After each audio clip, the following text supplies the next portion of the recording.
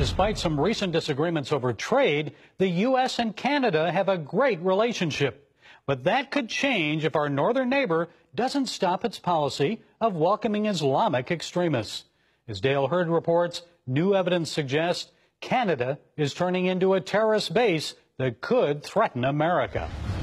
The U.S. and Canada share the longest undefended border in the world. There hasn't been a reason to defend it because there hasn't been a serious threat from either country in a couple hundred years. There is now. Canada is today the happy home of thousands of radical Islamists, ex-ISIS fighters, and the Muslim Brotherhood. Their numbers continue to grow, and they've infiltrated the Canadian government on several levels. Many Americans assume that all is peaceful and well with their northern neighbor. But security experts here warn that by welcoming radical Islamists, Canada now presents a danger to the United States. Terrorism expert David Harris, who worked for CSIS, Canada's spy agency, told us a major attack on the United States by Muslim extremists based in Canada is only a matter of time. Many years ago, I suggested that many of the Islamist extremists might regard Canada as an aircraft carrier from which to maintain operations against the United States. Canada is becoming a foundational sort of place for Islamists of all stripes, including the Iranians, by the way. Thomas Quiggin is one of the authors of Submission, The Danger of Political Islam to Canada, with a warning to America. He says Canada is in denial over the terror threat it's created for itself and the United States. And the denier-in-chief is Prime Minister Justin Trudeau, who welcomed returning ISIS fighters back to Canada, saying they would be a powerful voice. He's actually said in our parliament, sort of like out loud on the public record, that if you were opposed to ISIS fighters returning to Canada, it is because you're Islamophobic. In other words, it's not them that's the issue. It's your opposing their return makes you Islamophobic, it makes you racist.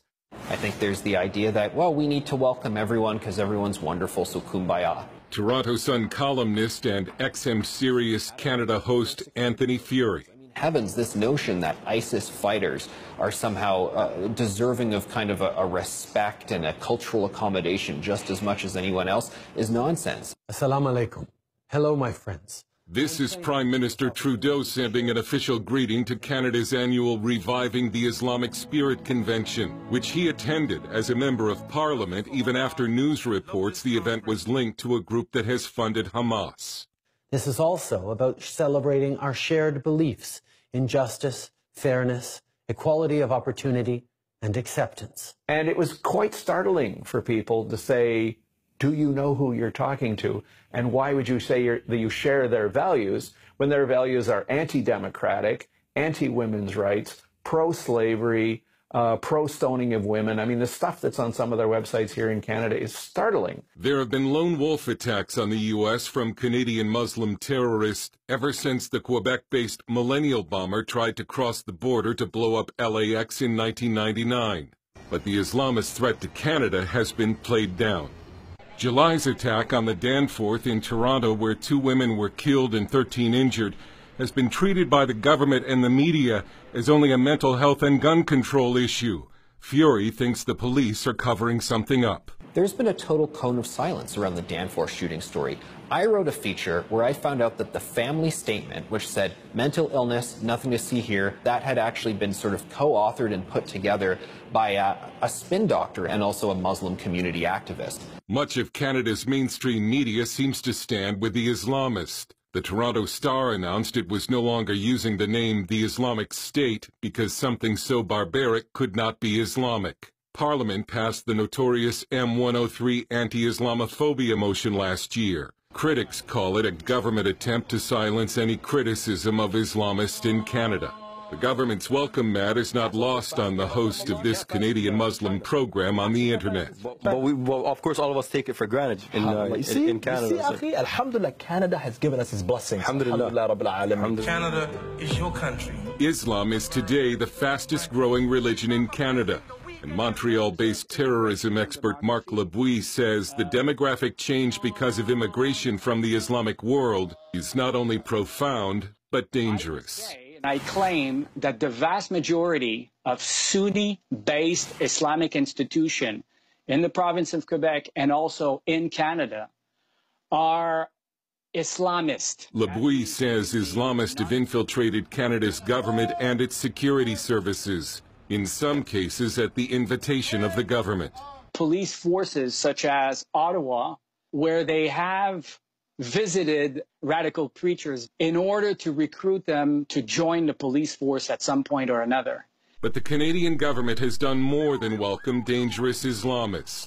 Quiggin accuses it of funding terrorism through its financial support of some Muslim groups. And if terrorists based here attack the U.S., he won't be surprised. In the past, I think Canada would have had a defense. We could say, look, we tried to get this stuff stopped, but we failed. But if it happens this time, we won't have that defense. The problem is so advanced, the government agencies in charge of our national security are so compromised that it will be very, very difficult to be able to turn things around.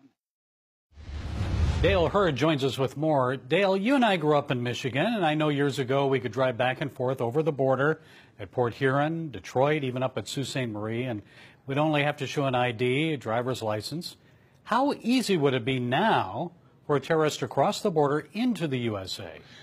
Well, real easy if they weren't a terrorist yet, if they were radical Muslim and they weren't on anyone's watch list and they were a citizen of Canada. I mean, if they weren't a watch list, they'd have to be more creative because, but they could find some part of the border to pop through. I'm sure some people would argue that the greater threat to the U.S. right now is from lone wolves, domestic terrorists, and that, Dale, you're just scaring people, that this isn't based on fact.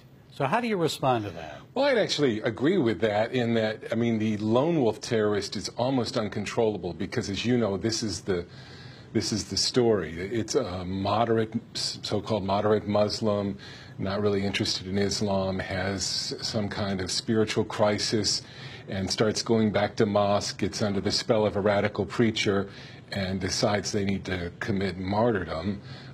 And afterwards, after they've killed people, their friends are saying, wow, he was such a nice guy. I can't believe he did that. So, I mean, those people are almost not impossible to track, but very difficult to attract. So, yeah, that is much more likely.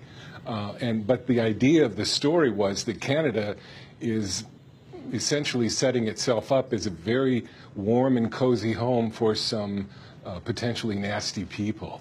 Well, how good is Canada at vetting immigrants? Well, Canada has a point system for vetting asylum seekers, refugees. But then you have Justin Trudeau, and he opened the door. In 2016, they let in almost 50,000 Syrian refugees. Now, keep in mind that Canada is, roughly 1/10 the size of the U.S. in population. It would be like 500,000 Syrian refugees entering the United States. Trump has capped it at 30,000 for this year. But only a handful have entered the United States. And these are people, I'm sorry, but they're people from a broken society, some of them Islamic radicals. And the problem is that they're not being tracked as far as we know. I mean, officially, they're not being tracked. Like we do here in the U.S., I know that Americans, if they're suspicious, they'll report someone. Mm-hmm. So how about terror attacks actually inside Canada? We're not seeing Islamic terror like we've seen in Europe, but why is that, and why do you expect that may change? Canada's a great home for radical Islamists, and maybe they won't attack Canada.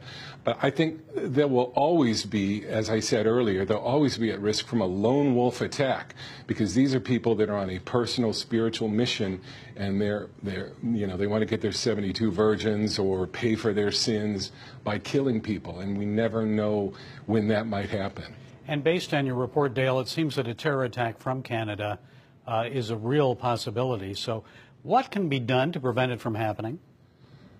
Yeah, you mean what should have been done? As I'm looking at Canada, the problems are now so ingrained with political correctness and the anti-Islamophobia law, Justin Trudeau attacking anyone who raises the specter that Canadians should be afraid of radical Islam.